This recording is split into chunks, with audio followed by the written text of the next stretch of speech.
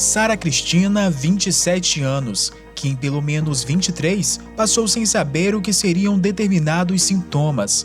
23 anos sem saber a razão de alguns costumes. 23 anos sem conhecer os seus direitos. Com a minha família biológica, eu apresentava alguns sintomas que era empilhar coisas, separarem por cores, às vezes brincar com alguns brinquedos que não eram da forma de brincar, sentir alguma ansiedade, inquietação, e eram essas coisas. Às vezes eu até levava bronca por algumas coisas, só que eu não sabia o porquê, e eu ficava sem entender também. Às vezes poderia ser um mau comportamento, mas não era. Às vezes eu só estava com muitos estímulos. E daí eu só fui entender mesmo quando eu cresci. A Sara é natural de Brasília. Ela conta que aos 16 anos resolveu sair de casa em busca da independência. Mas como em todo processo de mudança, começar do zero não foi nada fácil. Por isso, aceitou o convite de duas pessoas que passaram a ser a sua família adotiva. Em questão de tempo, características únicas da jovem foram notadas. Não tinha o conhecimento sobre o autismo. Tinha conhecimento, às vezes, de alguns outros transtornos, mas do autismo não tinha. E, às vezes, até tinha um certo preconceito por causa disso, porque pensava que os transtornos da minha família paterna tinham a ver com o meu. Só que eram coisas totalmente diferentes.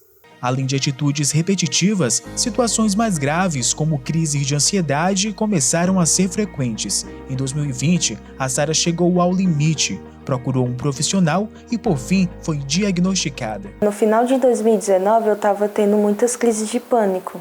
Às vezes eu tinha até 3 vezes ao dia. Depois que veio a pandemia também aumentou mais ainda. Por eu ter essas crises de ansiedade, de pânico ter aumentado, eu comecei a fazer terapia com a minha psicóloga. E como a minha psicóloga já trabalhava com pessoas, com crianças que tinham autismo, ela já tinha um conhecimento. E desde as primeiras consultas, ela já foi desconfiando, que foi que ela me encaminhou para o neuro. Aí eu fui no neurologista, só que ele queria me dar outro diagnóstico que não era, e ela me trocou para o psiquiatra. Aí eu comecei a fazer tratamento com a psiquiatra, e eu passei 3 meses, entre 3 a 4 meses, para descobrir o diagnóstico. Aí quando ela conversava muito comigo, perguntando meus sintomas e tudo, como acontecia, e aí foi que eu falei de todos os sintomas e ela me diagnosticou com autismo.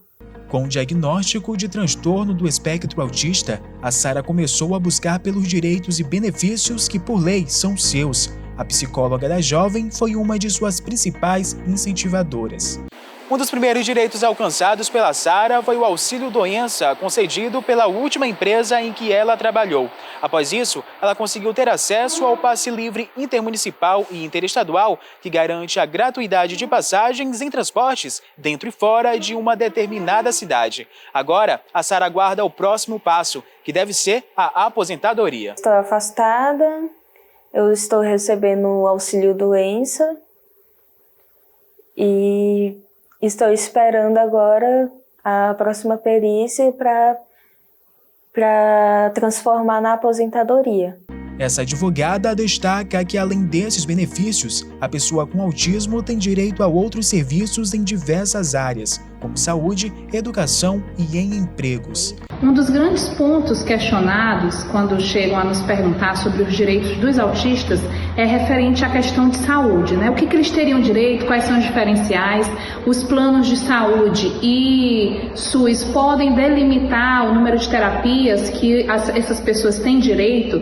Na verdade, há uma limitação mínima de terapias que os autistas têm direito e não máxima. Esse é um dos pontos importantes quando a gente fala da questão da saúde. Além, claro, de eles terem atendimento prioritário. Então, os autistas, assim como seus responsáveis legais, quando acompanhados das pessoas autistas, têm atendimento prioritário tanto na rede privada quanto na rede pública de saúde. Muitas vezes os autistas eles fazem a utilização de remédios de alto custo e é uma dúvida também se esse remédio ele precisa ser prescrito de forma com o nome farmacológico genérico ou com o nome farmacológico de marca, porque tudo isso é importante para a gratuidade da medicação. Ao que se refere à questão da educação das pessoas com autismo, é interessante a gente frisar que vai muito além das cotas. Por exemplo, ele tem a questão do direito ao transporte escolar, ele também tem o direito a ter um tutor ou, como muitos gostam de colocar, um professor auxiliar, que na verdade não é uma pessoa que vai estar auxiliando o autista a fazer as tarefas que as outras, por exemplo, crianças ou adolescentes estarão conduzindo, mas é uma pessoa que vai fazer a socialização, facilitar nessa socialização do autista no ambiente escolar. No mercado de trabalho também existem direitos para as pessoas autistas.